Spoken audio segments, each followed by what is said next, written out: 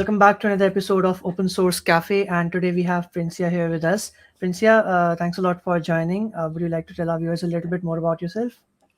Yeah, thank you, Kunal, for having me. And hello, everyone. So, my name is Princiya. I'm based in Berlin. I'm originally from India. I've been living in Germany for the last 6 years. Currently, I work as an engineering manager at Anaconda. And I know Kunal since the MLH days. And yeah, I would like to tell once again that all the amazing work that he's been doing. So, yeah, thanks, Kunal, for having me. This video is sponsored by Teleport, enabling engineers to quickly unify access to any computing resource anywhere on the planet. Check out the links in the description below to get started. Are you juggling with shared secrets, SSH keys, or hopping between VPNs and multiple access points? Check out Teleport to quickly access your computing resources from anywhere. Teleport allows engineers and security professionals to unify access for SSH servers, Kubernetes clusters, web applications, and databases across all environments. With a unified resource catalog, there is no need to maintain inventories. You can also work together to troubleshoot a problem with your colleagues on a remote server or on each other's laptops and record these sessions as well using shared sessions. Teleport also provides ready-to-use auth for your internal web applications. Easily implement security and compliance with Teleport to adopt industry best practices for access across all protocols and all environments with minimal configuration. How does it work? Teleport is a single binary which enables secure access to SSH nodes, Kubernetes clusters, web apps, and databases. Deployed as a single binary, it seamlessly integrates with the rest of your stack. Get started with Teleport now and try it for free. Check out the links in the description below for more information. Thank you so much for the shout out. And we're having this particular episode because people ask this question quite a lot in our community. Like, Kunal, how do you manage time? What are some of the best practices to manage your time? All these other things like procrastination, balancing college and their self study, development, and DSA, and all these other things. So let's get right into it. What is like the main issue you see when you see people struggling with time management? Like, what is the reason that people struggle with time management? Yeah, it's I think it's this question applies not only to students, I think to everyone at any walk of life. It's just that some people talk, some people do not. But in the end, I think lot of people, including me, sometimes I'm so overwhelmed with tasks. I'll come back to a question for you because you've been doing so many things. But I guess one of the biggest struggles that I see is not knowing what to prioritize or not knowing what your priorities are. For me personally, I have just a simple hack which works for me. So it's like a do or die. When I have like 10 things on the plate, I just think it's a do or die situation, and what is that one thing that I would pick? And this is what I keep reminding myself constantly. So it's not that you can do all 10 things at a time, or it's not that you should not do all 10 things at a time, but not everything is important. So I think to understand what is important, it's also important to realize what is not important, as yeah, deciding what not to do is as important as deciding what to do. Yeah, Steve Jobs once quoted. So yeah, this is what I live by, the simple principle, if that helps. And how do you figure out what is not important to do? Yeah, so again, it's let's say yeah, that's I think Like, how do you this manage your priorities? You mentioned you have 10 tasks, right? right, So right. how can one manage their priorities? Yes. So in this case, yeah, there is a simple. I mean, I can just tell the most recent thing that happened. So I started a new job at Anaconda. It's just been a month. So it's been active phase of onboarding, which means there is so much information happening. So at a new job, I have to make sure that yeah, it's I stay in par, or it's like it's my priority because it's my full-time job. I also have like two additional side projects going on. So now it's like deciding what is the need of the hour. For example, one of the side projects I put on hold because onboarding is most important right now. I have to get really good at the current job. That's how I decided what my topmost priority is. It's a full-time job, so it's top priority. The another side project I've just been like, it's running a community. It's for women who code, the front end track. This is fine because in between it's not that I don't take any breaks or I don't have extra hours, or instead of just doing random social media stuff, I just go and hang out with the community, just post some things, talk to them. So this is how I've been balancing things at the time. So a full-time job, and out of the two side projects, I've eliminated one because it can wait. It's not important right now. And the other one, it's also understanding what kind of tasks are needed there, and just giving some additional time.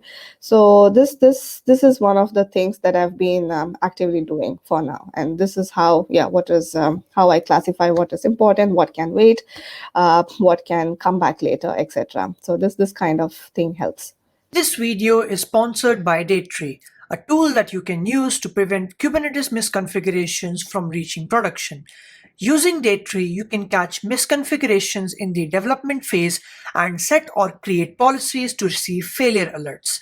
It's useful for different stages of deployment and helps you measure resource usage by applying mandatory labels to workloads. 10,000 plus engineers are already using Datree. Check out the links in the description below to get started today.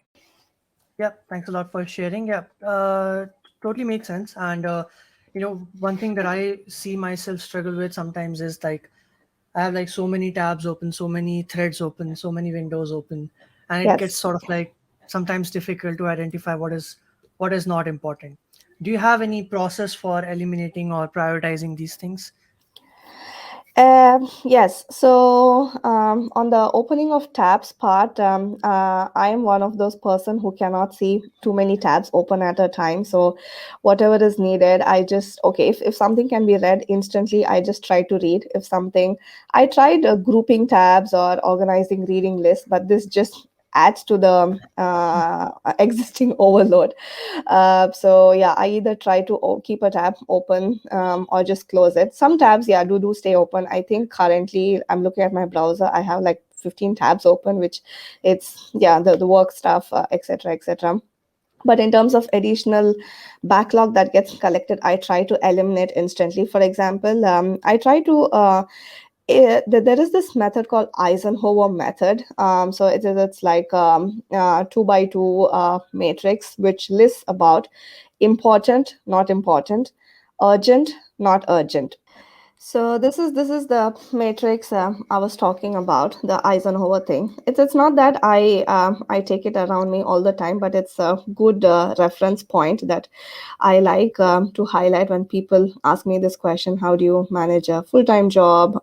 Do side projects? Etc. etc. So I guess Kunal, since you're doing too many things, you might be getting this question as well.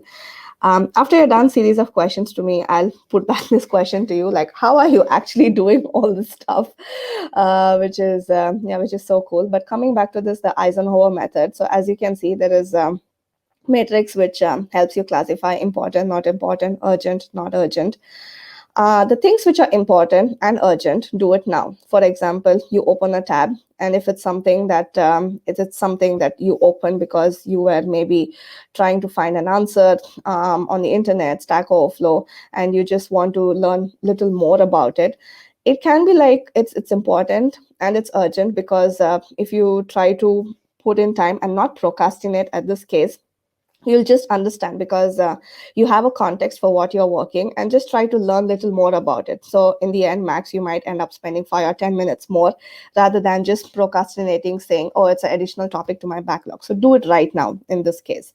For things like important and not urgent, plan for later. For example, you're just going on your social media feed, you see someone else sharing something, and then you feel, oh, you know what, this is one of my topics that I'm interested in. You open a tab, you open another tab which links that. So now this is a backlog that you're building. It's not important for you because you're not having the right context there, and it's not urgent for you. So in this case, you can just plan for later. Plan for later, I don't have a strategy here because I tried organizing bookmarks or reading lists. It just doesn't work. So for me, what works is I have a good memory. So if if I'm able to recall, sometimes I try to get back to the same term. But I guess each one of us can come up with a system which works best. So important and it's not urgent. Always plan for later. Then comes the category of not important, but it's urgent. So in this case, you can always delegate. And once during the MLH fellowship days, when I was mentoring, somebody asked a question that they were really struggling to find the balance between this fellowship. They also had an internship going on, and they were actively trying to manage a college fest. So in this case, the college fest was quite urgent because others in the college or in the group, they were relying on this person. But for this person, it was not a top priority. So for this person, it was very important to understand the top priority was fellowship and then doing the college work, and if time be there, look at the internship. So in this case, this is a good example of not important to you but it's urgent to the others. So in this case, you can always delegate. It's not that you have to do each and everything, all the things that you get. Delegation is also something which one has to learn in order to, yeah, just offload certain tasks, etc. So this is how you can classify tasks as constantly keep asking yourself, is this urgent, is this important to me, not important, can I delegate to someone, is someone willing to help. Often you will see that people actually want to help, but maybe because you are used to doing this one person sort of, okay, I want to do everything myself, and you tend extra load on yourself. So try to delegate. So learning the art of delegation is also equally important, or is also an equal aspect of learning to identify priorities and how you can manage your time better. Last category comes not important and not urgent, so totally eliminate. Uh, a good example can be that I'm actually trying to form an example. Nothing comes to my mind, but yeah, a lot of. I mean, one simple task that I can think is like the opening tabs itself, right? So the same example. So it's not important, not urgent. The things that you followed by, like, looking at someone, or because, yeah, you just maybe dreamt about it, or you heard somewhere. Whatever is not important, not urgent, just eliminate, close the tab, so you don't have the additional mental workload, etc. I constantly do this. It's not that I keep recalling Eisenhower all the time that I have to find the right balance, but I I constantly think, remind, yeah, yeah, I think once you keep doing it, like, yes, then it becomes a habit. exactly. Yeah, that's exactly the point. Now, question back at you: how are you managing the time? Yeah, to be quite frank, I am not very good at like the lifestyle management. I'm working on it. Mm-hmm. So like, working out or something. That is, those things are still work Right, in progress, because I'm right. not doing those right now, and those are important. Yeah, So but yeah, I'll regarding, just stop you there very quickly. This lifestyle or working out, mm, can you tell which category does it fall under the Eisenhower thing, if at all you were to put this under yourself? Because you cannot delegate, okay, you have to work out yourself. yeah, yeah, yeah. It's important, but not urgent. Not urgent. Yeah, but if you see in the long run, it is urgent. So I would Yeah, in totally the long run recommend it's folks. urgent, Yes, but that's why in the long run it's urgent. I yes, think for me it's just like too many things going on. I don't have, like, I don't yeah, get the time that much. right, But right, I think, like, most definitely it's important. But I yeah, am going to plan it for, I think, next month. Like after KubeCon, I'll be a little bit free, so right. maybe I'll Yes. do it. But definitely I have to do it. It's important for the well-being. Yeah, Yes. Yeah, this one you cannot delegate, you cannot eliminate. So yeah, either you yeah, can plan for later or do it now. So this is just like an example how you can use and, like, get used to this yeah. this stuff. Yeah. But we'll talk more about this later, about procrastination, like how you can Right. plan for later again and again and again, and that thing will never happen. So Yes. we'll talk more about that. But yeah, I mean, to answer your question, um, I have stopped taking like newer initiatives because I already have a lot on my plate, and I think that is good also, because I think it's important to give others a chance. So for example, if someone asks me, hey, Yes. can you give a workshop at my college on open source, I Right. reject, Right. because I have given like hundreds of time that same workshop, and I think it's important that you give someone else a chance who is new to the community, who is doing open source. Ask them to give a workshop on open source, or you can do it yourself. Like there's so many content available on open source on YouTube and stuff. So learn from there, and then just you conduct a workshop Yes. yourself. So I Yes. think like even though I think that is important to the person, but I don't think like I because once you do a same talk again and again and again, you're like, okay, I've been doing this forever, and I all the content is already out there. Eddie is doing great work. There's MLH fellowship. They run sessions on open source. Right. Open source is out there. It's free to the knowledge. Then what extra benefit can I provide with the talk that I have done 100 times, right? So I Yes. think it's Yes. important to give others a chance. But other than that, urgent and important includes something like um, the work that I do. So I work at like CVO, developer advocate. That's my job. So that's my Right. urgent main priority. Um, Exactly. Not urgent but important is the data structures course that I'm running. So it's very important because I have promised people that, Yes. but it's not my first priority. So Exactly. I'm going to try to finish it by next month. But you see, the thing is, if I'm tired and recording courses, the value of the courses will go down. So Yes. people will not enjoy the quality will not be there. And when I'm like relaxed and then I'm recording the courses, then the quality is good. So I think that's where it would fall. Um, Not important but urgent. Um, I don't know. No, I think you already gave an example Yeah, for this. It's about the yeah, college fest talk, right? So somebody's yeah, yeah, yeah, approaching. yeah, It's yeah. urgent for This them, one, yeah, but it's not yeah, yeah, important. So yeah. you can This one, delegate. Yes. yeah, Yes. yeah. And not important and not urgent is just like many ideas that I have randomly every day. Right. And I'm also, I like, I guess, have so many ideas, but I can't do everything at once. So I just postpone it most likely. yes. And also, maybe the additional request that you get, which is not Hmm. urgent to them, not important to you, you can just eliminate off your list and not Yeah, think about it. Yeah. yeah. But what do you use? Like, let's talk about any tools. So, any tools that you use to manage all these things, like you're planning your day or your life, or yeah. Um, I actually want to use, but no, it's the reason being I have so much screen time, or I spend so much time on screen. I just don't want to go for any other additional digital tool, which, like, even for planning, which wants me to Been uh there. Yeah, I had the exact same thought like last week. I removed all the uh-huh, apps from my phone and everything, and I was like, the only right. thing I'm using now is a to-do list and calendar. That's it. Yeah, yes, exactly. So I try to, yes, calendar is, I think, which is the key, because that's a good point. So because I have a work calendar, I have the two side projects, two different calendar, and my personal calendar. So I just put all the calendar on one Google account. Yeah, Google lets you import calendars from multiple accounts. So I keep one calendar Mm. at one place, which is very helpful.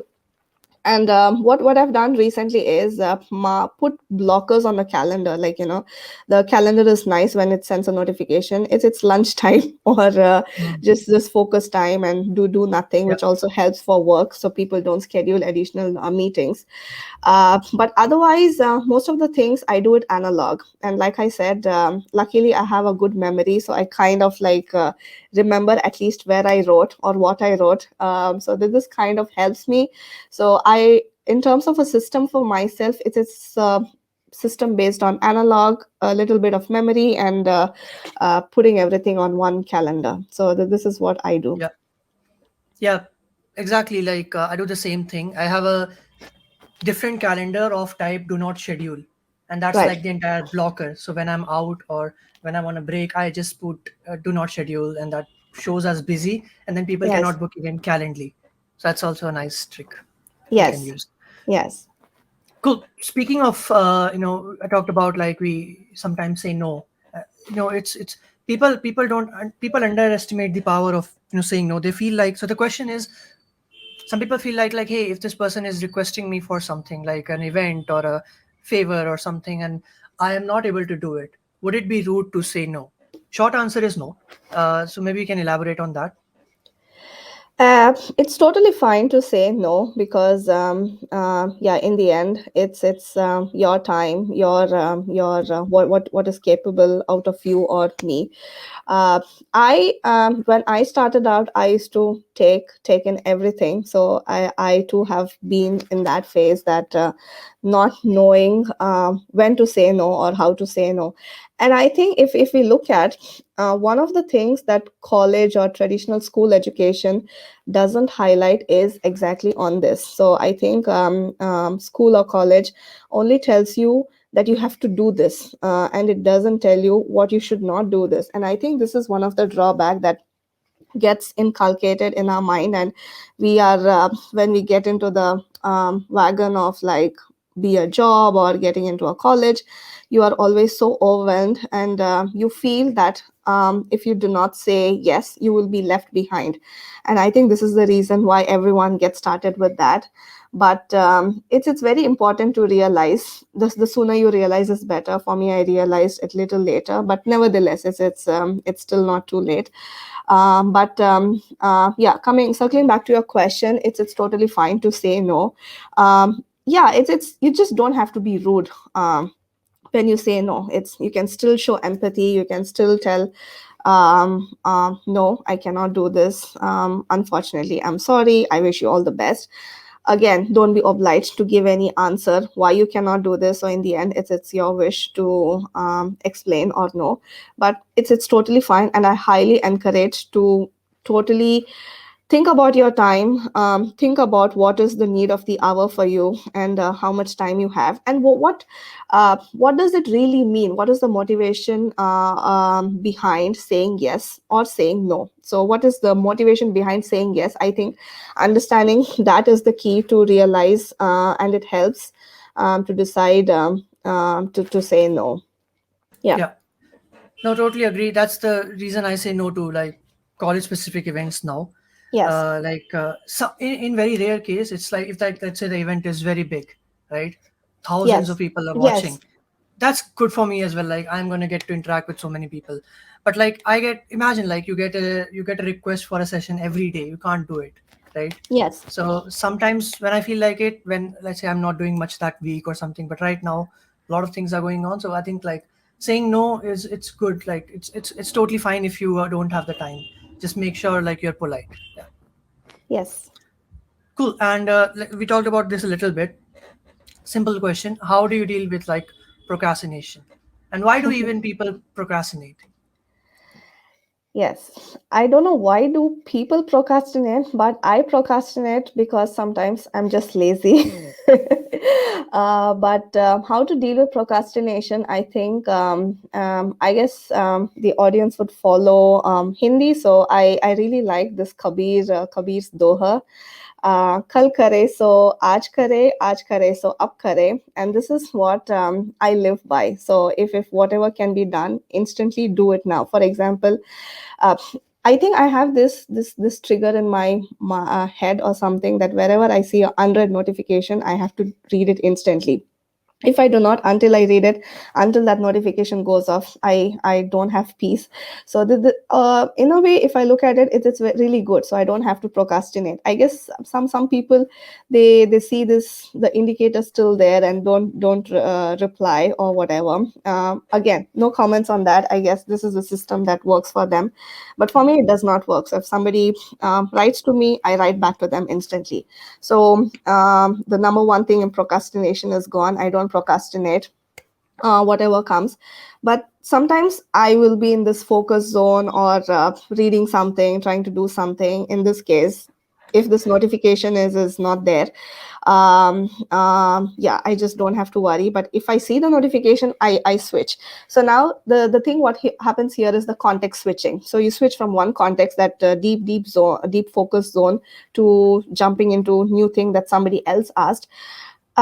For me, context switching is fine. I'm good at context switching, so I can totally jump into 5 contexts and come back to the first context again with the same concentration.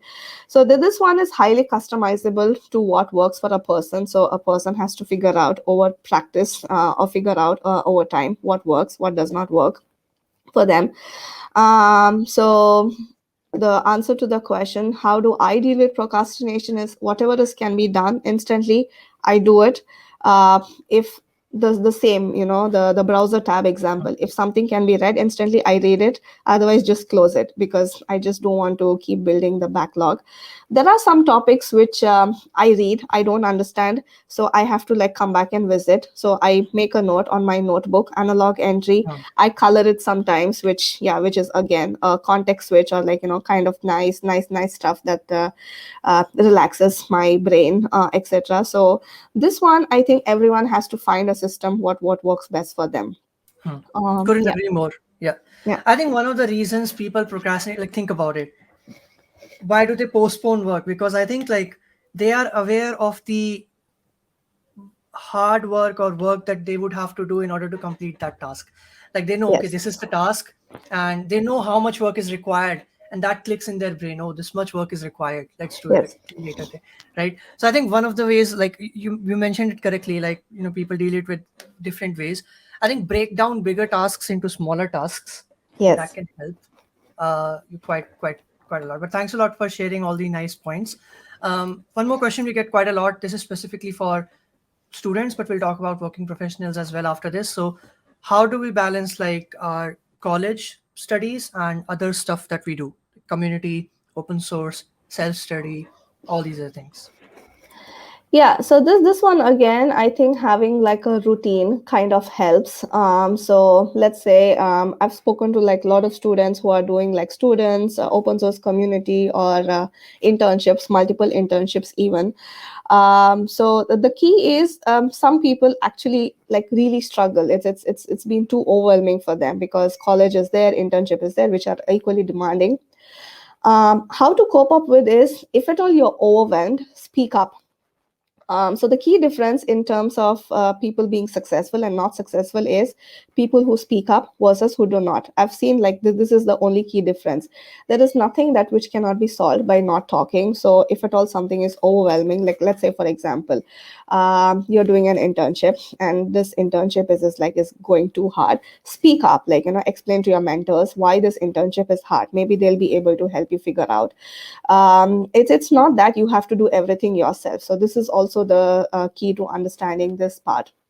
And now once you've spoken up, maybe the mentors will reduce the scope of your work. The college, for example, maybe you can talk to your professors, etc. So I don't know, again, this might vary people to people, but again, there is no harm in speaking up. The reason being, when you speak up, it's not that you will lose this internship, or it's not that you will lose this coursework, but it's just that people would give their advice, or people would come up to help you, or maybe like able to share your workload, etc. So the key is to really open up, to be as honest. And this is also the thing. So let's say example, you have a tight deadline at an internship, but you also have college work, and now like exams coming like next week. And now what you might end up doing is, you might just tell, oh, you know what, I have to prepare for my exams. No, actually, let's swap that. So let's say you have exams this week and internship, like tight deadline coming next week. Because it's coming next week, you would have procrastinated all the internship workload to next week, because you would have thought, okay, like you have the college preparatory work to do this week, and you focus only on college. And sometimes people who do not speak up, or it's not that people are intentional about this. What I've seen is people are shy, or like people are hesitant because they don't know what others will think. So this is you should not worry about this, what others think.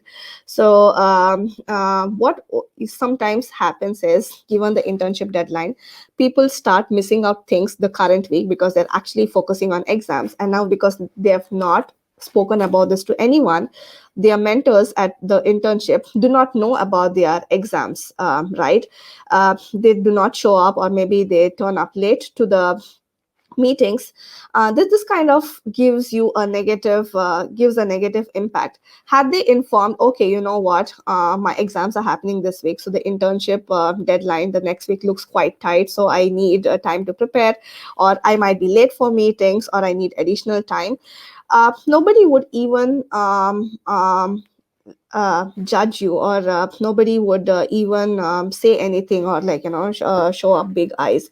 So the key what I've seen is people speak up rather later, or the mentor has to come and check on this person saying, hey, you know what, I saw that, yeah, you've been missing out, so is everything okay? And then they open up. This is fine, but it kind of like, starts breaking down the trust, because you are like, maybe you are not honest to yourself. When you're not honest to yourself, you can't be honest to others. So in terms of dealing with all of this stuff, like, actually doing multiple things, the key is being honest and be as communicative as possible. So whatever it is, be open, be vocal about it. So I guess this is what I was trying to tell. And once you do this, once what happens is the other person realizes, okay, you know what, this person is totally control, is totally aware of their surroundings, of their timings, etc. The trust gets doubled, or trust, like, the process of building trust gets happens in a better organic way. And everything, you will realize that you will find time for most of the things. So this is actually the key. I totally love your first point as well. Like, it was a very simple answer, but a genuine answer. You want a balance, you have to make your timetable. You have to Yes. divide your hours accordingly.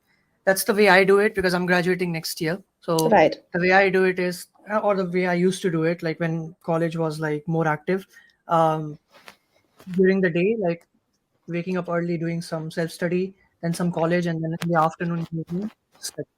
So it's like just see what works for you because every college is different, work hours are different, attendance is Yes. different, exams are different. So yeah, just divide your work accordingly and don't be afraid to speak up and be honest with your like mentors, internship folks and stuff. All right, now speaking of time management, we should definitely talk about work-life balance as well. So what are some of your tips for people like let's talk about like the current situation we are in, which is like remote work. Like, so how do you deal with work-life balance while working from home? Yeah, this it's actually quite hard, because yeah, everything, the day starts and day ends at the same place. And for me, it's really hard to disconnect. So what I do is, I've joined a gym. So the mornings I go there. I joined it deliberately, because and it's something which is not near, so I have to, like, take a bus for 10 minutes, so I have to like walk a bit, take a bus. And I've done this deliberately, because I actually want this some a little bit of walk, and then, like, just sit and go. So it takes about like 2 hours in total, to go and come. So I spend the early mornings there, come back, have breakfast, and get on to work. And then I like cooking, so it's I spend time to cook. Not that I cook every day, but again, which is I've been trying to find out activities which are like not focusing on screen time. So cooking is something which yeah, which doesn't need screen time, and really takes my mind off. And then, yeah, in the end, these are the only two things that I can do, given all the given the number of hours in a day. And the other thing is, I make sure that I have minimum 8 hours of sleep. So this is like very important to me. No matter what, sometimes I sleep late, but I make sure I complete the 8 hour sleep cycle. So this I think has been like very important to me, like since the beginning. And I'm a good sleeper. I can sleep anywhere. That's another part. So this may not work for everyone. If at all you sleep late, maybe some people are so used to their routine. But for me, yeah, I can sleep anywhere, anytime, and I make sure, yeah, I get this 8 hours of sleep. So this is like, this has been helping me a lot. These Yeah, different things. most definitely. And speaking of like remote work, yes, sleep is important, and I should definitely implement all the tips you're giving about lifestyle. But we had a session with Joe Nash. We Right. talked entirely about remote work best practices. So if you want to learn more about it, just make sure you watch that. episode as well. Thanks a lot for sharing, Princiya. I really appreciate it. I learned a lot, and hopefully, students will and other people who are watching will as well. But yeah, I really appreciate you giving your sharing your insights, and thanks a lot again everyone for watching. Make sure you check out the links in the description, and I'll link Princia's socials as well if you want to connect with her. But yeah, thanks a lot for joining, and I'll see you in the next one. Bye.